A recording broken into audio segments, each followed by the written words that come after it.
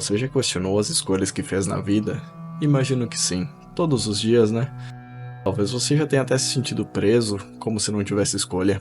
E bom, contrariando todos os psicólogos e terapeutas, eu te digo que muitas vezes você realmente não teve. Mas calma, eu não tô aqui falando de vitimismo, de nada disso é escolha minha, de isenção de responsabilidade. A questão aqui é, será que a gente faz escolhas na vida? Ou será que na maioria das vezes a gente só toma decisões sobre aquilo que acontece com a gente?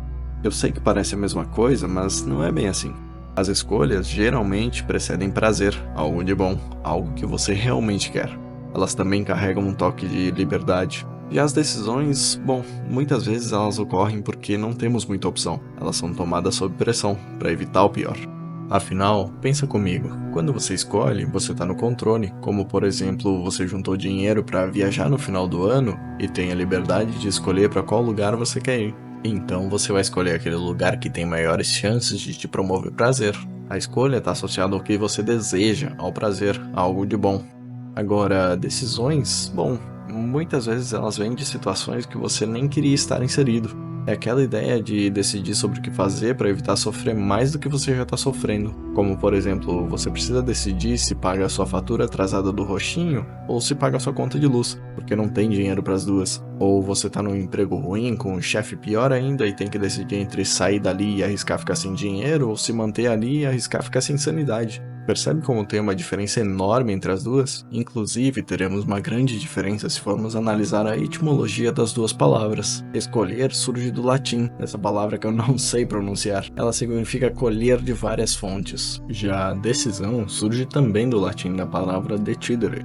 Ela tem o mesmo significado de decidir, mas foi composta pelo prefixo de, que significa parar ou interromper, e caedere, cortar ou reduzir. É possível ver assim que escolher tem uma origem de abundância, a colheita, as várias fontes. Já a decisão é sobre deixar coisas de fora, é um corte, uma negação de algo. Tem uma frase do Viktor Frankl, um psicólogo e psiquiatra que sobreviveu ao Holocausto, que encaixa muito bem aqui. Ele dizia que entre o estímulo e a resposta existe um espaço, e é neste espaço que reside o nosso poder de escolher a resposta. Na nossa resposta reside o nosso crescimento e a nossa liberdade.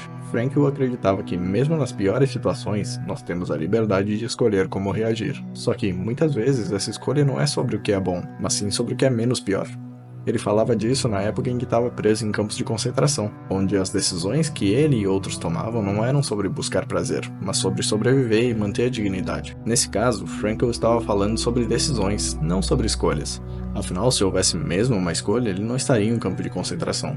Ele foi forçado a estar lá, e a partir daí tinha que decidir a melhor ou menos pior resposta para se manter vivo. E se pararmos para pensar, mesmo não estando em uma situação como a de Frankl, de extremo risco e de falta de liberdade, muitas das decisões que a gente toma na vida também são assim. Não são sobre coisas que vão nos fazer felizes e nos trazer prazer, mas sobre o que vai evitar que a gente sofra mais. Penso inclusive que a nossa busca incessante por prazeres imediatos possa ser uma resposta a isso.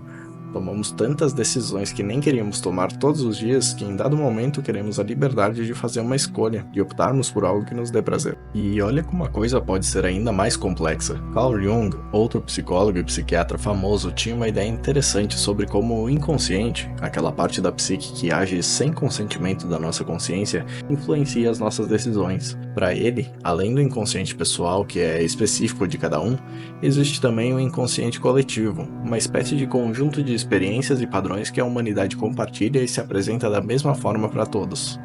Tanto o inconsciente pessoal quanto o coletivo podem influenciar nossa forma de pensar, de agir, de tomar decisões e até de fazer escolhas. Muitas vezes a gente toma decisões que não são tão conscientes quanto a gente pensa, e elas podem vir de pressões sociais, culturais ou até de expectativas que a gente nem sabe de onde surgiram, como por exemplo algo inserido em uma crença inconsciente pelos nossos pais na infância. Quando você sente que tem a obrigação de fazer algo, como se manter em um emprego ruim porque precisa de estabilidade financeira, essa crença pode estar vindo de uma bagagem inconsciente que todos nós carregamos.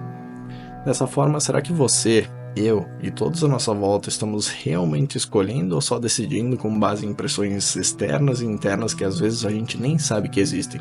E Jung ainda vai além quando ele diz que nenhum de nós realmente tem escolha. Isso porque diversas limitações se aplicam à nossa vida desde o nosso nascimento. Podemos ter a liberdade de escolher uma camiseta em uma loja, por exemplo, mas teremos inicialmente a limitação financeira. onde talvez seja possível comprar apenas uma das peças de roupa e somente entre aquelas que caibam no nosso orçamento. Depois a gente vai ter a limitação física, onde a loja possui um número finito de peças. E além disso, a gente vai se deparar com os nossos gostos e crenças, onde, por exemplo, eu posso gostar de uma peça de roupa específica e acreditar que algo me impede de usar ela, como a cor ou modelo daquela peça. Então olho para aquela roupa e digo, é bonita, mas não é para mim. Ainda teremos outros fatores limitantes, como querer agradar os outros. Talvez você deixe de comprar uma roupa que goste porque acha que seu parceiro ou sua parceira não vai achar bonito. Talvez você more com os pais e use apenas roupas que agradem a eles. Ou até o oposto, onde você usa roupas que provoquem eles para causar raiva. Todas essas questões são limitantes de escolha e a grande maioria se inicia ainda nos primeiros anos da infância. Claro que nesse cenário a liberdade ainda precede, então é possível dizer que ainda há escolha. Acredito que seja mais um caso de livre-arbítrio do que de escolha em si. Afinal, quão podado é o nosso livre-arbítrio? Mas acho que esse é um tema para um outro vídeo. Mas bom, voltando a falar em pressões sociais e culturais, eu imagino que você já deve ter ouvido falar de Zygmunt Bauman. Ele era um sociólogo que falava sobre a modernidade líquida. Talvez ele até seja mais conhecido pela ideia de amor líquido. Bauman diz que a gente vive num mundo onde tudo muda o tempo todo. É tudo líquido, fluido, nada é fixo. E aí a quantidade de decisões que a gente tem que tomar só cresce. Surgem novas tecnologias, novas pessoas, novos empregos, novos carros, novos celulares, novos desejos. Eu sei. No meio desse caos todo, grande parte das nossas decisões são só para tentar sobreviver no meio da loucura. A gente decide muitas vezes por medo de ficar de fora, de ficar para trás. É o FOMO, né? O medo de perder alguma coisa. Quantas vezes a gente não sente vontade de comprar alguma coisa, como um celular novo, só porque é um lançamento e parece que aquilo vai mudar a nossa vida? Mas na verdade é só mais uma tentativa de se encaixar no grande fluxo das coisas. Se meus amigos andam com um celular novo, eu tendo a querer andar também.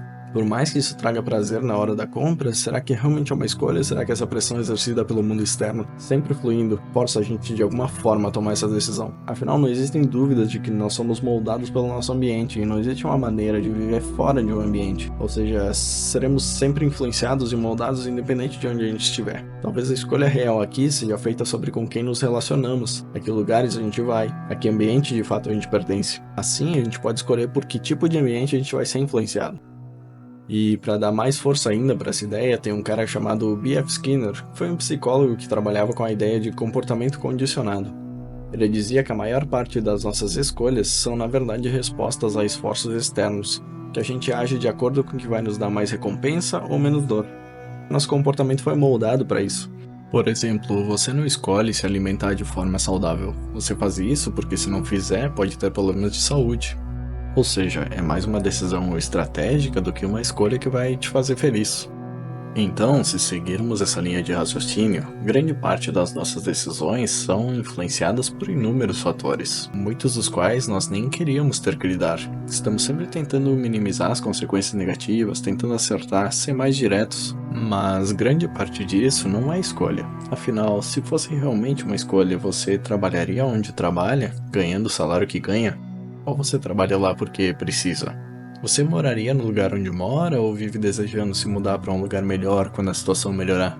Não sei se faz sentido para você, mas pensar assim me ajudou muito a analisar o que eu realmente escolhi e o que eu apenas decidi. Algumas situações difíceis pelas quais passamos podem deixar um peso gigantesco quando olhamos para elas com a ideia de isso foi escolha minha. Agora, se olharmos para elas com a ideia de eu decidi isso porque era o caminho menos sofrido, a coisa muda. O peso fica na decisão, não na consciência. Talvez seja melhor você olhar para aquele relacionamento difícil que já não ia para frente, que você decidiu terminar como uma decisão e não como uma escolha. Você não escolheu, por exemplo, terminar o relacionamento que já não fazia bem para ambas as partes, visto que isso traria sofrimento para ambos os envolvidos, mas foi responsável o suficiente para decidir fazer isso. Enxergar essa situação como uma decisão que foi tomada para que o pior fosse evitado e não como uma escolha por livre e espontânea vontade faz muita diferença, pelo menos para mim. A leveza de saber que eu teria escolhido uma opção melhor se houvesse uma é incomparável. Talvez isso não signifique nada para você, talvez decisão e escolha sejam apenas sinônimos, como o dicionário diz, e tá tudo bem, cada um escolhe como quer viver e encarar os acontecimentos da vida. Fique à vontade para se inscrever, comentar, mesmo que discordando de mim, e deixar aquele like. A escolha é sua.